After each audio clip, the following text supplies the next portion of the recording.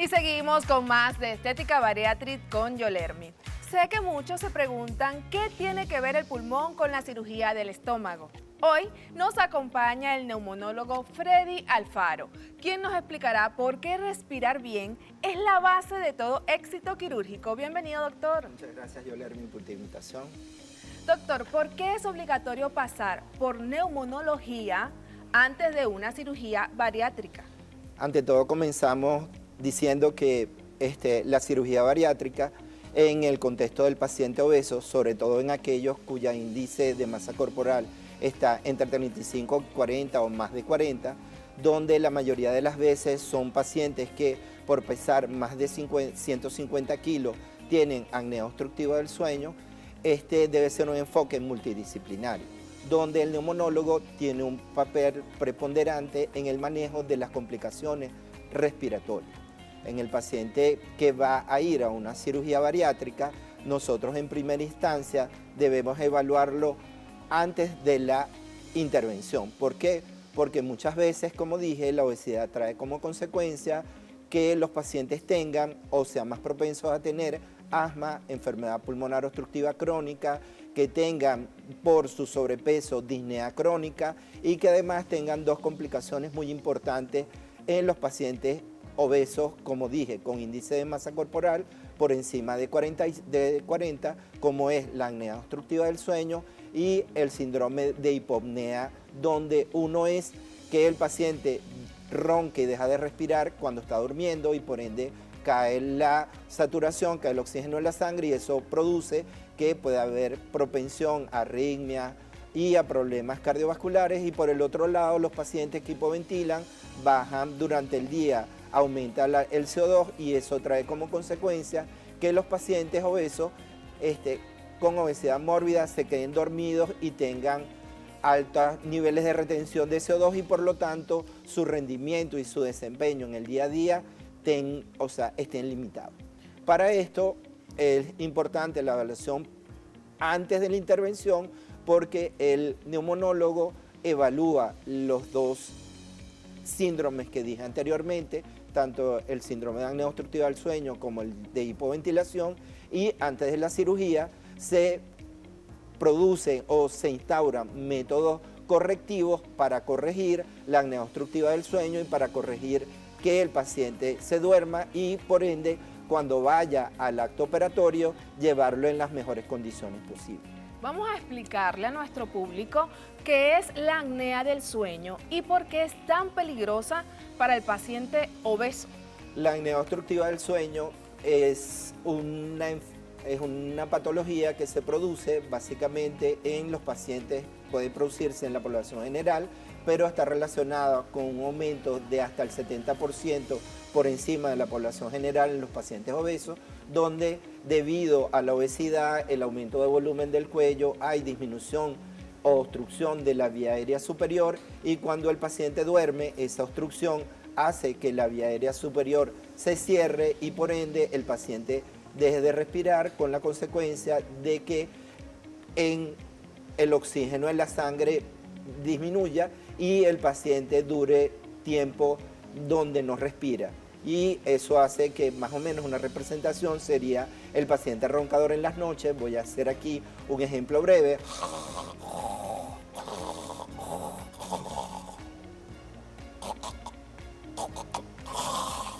Eso es más o menos lo que hacen los obesos cuando tienen apnea obstructiva del sueño y dependiendo del índice apnea-hipopnea es la severidad de la apnea obstructiva del sueño y se dice que cuando está por encima entre 15 y 20 es moderada y cuando está por encima de 40 es severa y eso trae como consecuencia que los pacientes si van a ir a una intervención deben ir con soporte ventilatorio no invasivo para evitar que complicaciones en el postoperatorio inmediato de desaturación y de complicaciones pulmonares por esto. ¿Cómo puede mejorar la capacidad pulmonar tras la pérdida de peso inicial? O sea, antes de entrar ahí, yo quisiera hacer la acotación de que es importante cuando los pacientes van a cirugía bariátrica hacer la evaluación preoperatoria. La evaluación preoperatoria neumonológica determina el riesgo antes de la operación, durante la operación y después de la operación.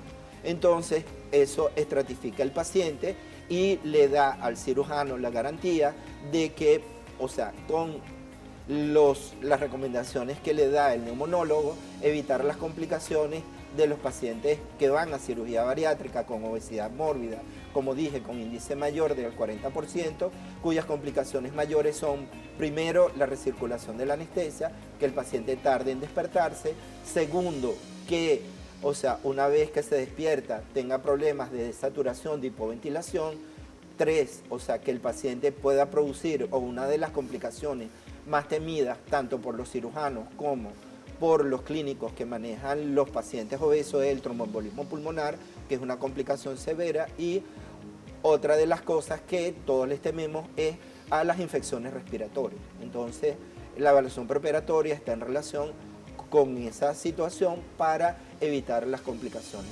postoperatorias. ¿Es cierto que una buena oxigenación ayuda a quemar grasa más rápido?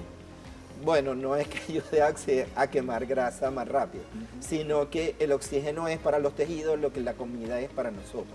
Okay. Cuando el oxígeno está bajo, eso hace que los órganos comiencen a disfuncionar.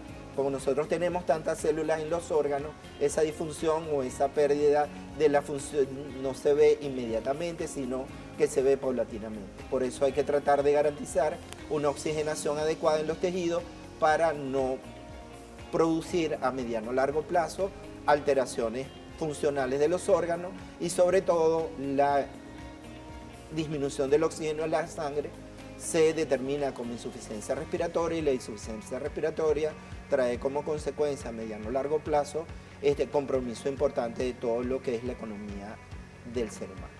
¿Qué riesgos respiratorios existen durante la anestesia en un paciente?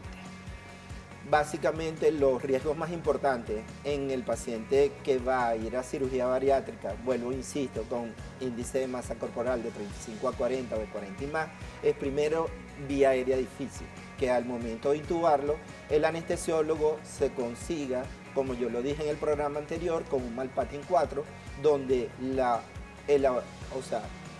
faringe es tan pequeña que le cuesta mucho intubarlo y eso es una complicación antes de la intervención. Durante la intervención, las complicaciones mayores son con los manejos de volúmenes, porque si bien es cierto que los pacientes pueden pesar hasta más de 150 kilos, uno no puede ventilar a un paciente a un cc por kilo con eso, sino que el anestesiólogo debe adecuar el volumen a el peso ideal del paciente. Y tampoco pueden darle menos porque esto trae como consecuencia que en los pulmones se produzca una cosa que se llama atelectasia, y cuando vaya a sacar el anestesiólogo, el paciente, de la anestesia, resulta que el paciente por hipoventilar desatura, entonces va a tardar más tiempo en intubar. Y la complicación mayor es, como dije anteriormente, es la recirculación de la anestesia, que algunas veces puede que retarde el periodo de descontinuación de retirar el tubo al momento y pasarlo a la habitación al momento de terminar la cirugía del paciente.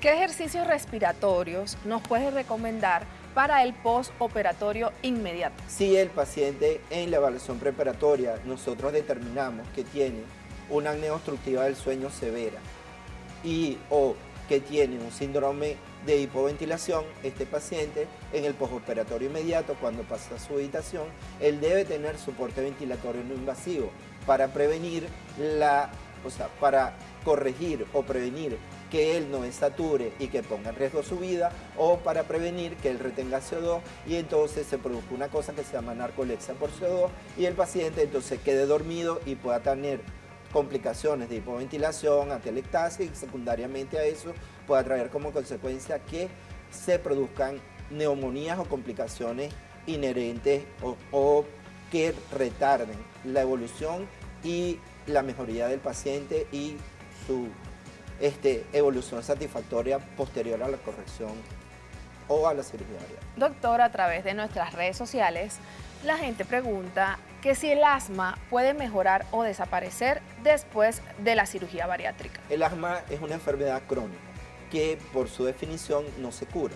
Sin embargo, al mejorar el peso del paciente, al mejorar la obstrucción de la vía aérea, producto del peso que hace la pared torácica por la cantidad de grasa que tiene no adecuada que tiene el paciente. Obviamente las crisis mejoran y también, o sea, mejora la disnea, mejorar el peso, mejora la presión que hay del pecho sobre la vía aérea y por ende no es que va a desaparecer el asma, pero sí aumenta, disminuye la severidad de las crisis y se prolongan más los periodos entre crisis y crisis del asma una vez realizada la cirugía bariátrica.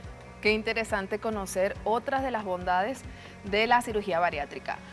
¿Cuándo puede el paciente bariátrico comenzar a hacer ejercicios cardiovasculares intensos?